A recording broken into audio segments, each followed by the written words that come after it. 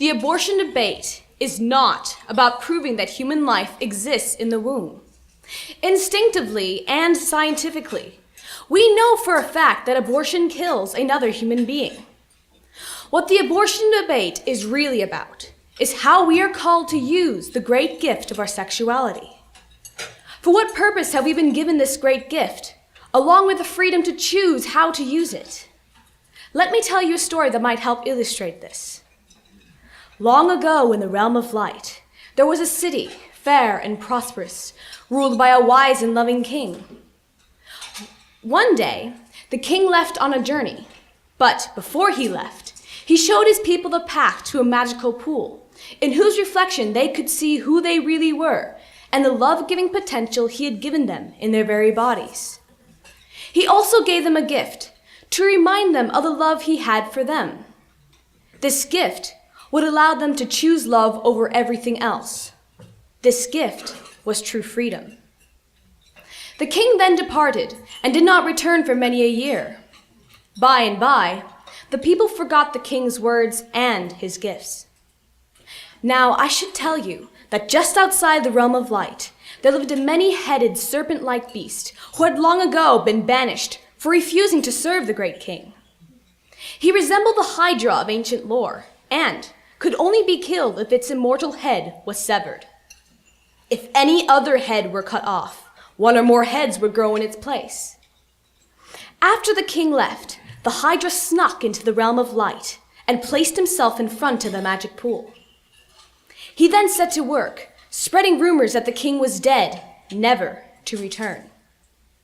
The people, afraid of the Hydra, stopped coming to the magic pool and let its memory dissolve into legend. Forgetting their love potential, they began to treat each other as objects. Forgetting their gift of true freedom, they became slaves to their desires. One day, a group of young people set out to find the legendary magic pool. Looking into the pool, they were able to rediscover their purpose and reclaim their dignity. And yes, we too need to rediscover our true purpose in life by We too need to rediscover who we are and the value of the gifts we have been given. We have forgotten our king and, in so doing, have misused his most precious gift, freedom of choice.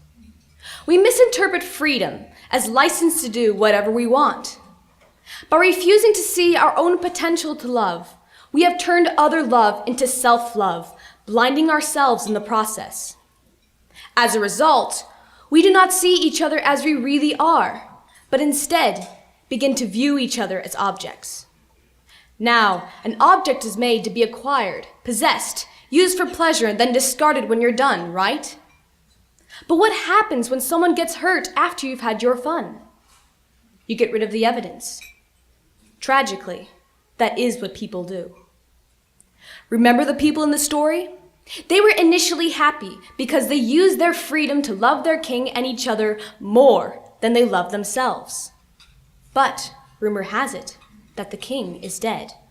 And today, we face a moral Hydra.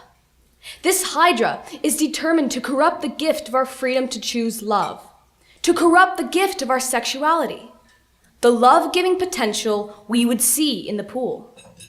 But it doesn't want us to kill it by lopping off its immortal head. This head wants us to attack all the other heads, creating even more confusion in our hearts, diverting us so we will lose this fight. The Hydra wants to keep us from finding the love it has rejected. We fight the other heads of the Hydra, thinking we are getting closer to killing it, but we are deceived. We fight abortion, and the Hydra sprouts two heads. Abortion becomes a question of choice and a question of when life begins. We fight euthanasia, and the Hydra grows two more heads, turning it into a quality of life issue and a matter of privacy. We fight pornography, and the Hydra turns it into a matter of free speech. In fighting these and many other wrongs, we are distracted from facing the immortal head of the Hydra, whether we will let love or selfishness guide our choices. How we view ourselves and each other That is the real issue. When people argue for the unrestricted use of the beautiful gift of their sexuality, they are really arguing for unlimited license without consequence. But life is not about taking what we can from each other for our own pleasure and then discarding the consequences. Our lives are designed to be about a mutual exchange of service and love. Now is a time for our generation to embrace the real purpose of our lives and the beauty of our sexuality. We need to reclaim our human dignity by freeing ourselves from the desires that would enslave us, by choosing the total self-giving love we are capable of and designed for. It begins with respect. It is nurtured by service. It becomes love. How will you use your freedom then? To take or to give? To use or to love?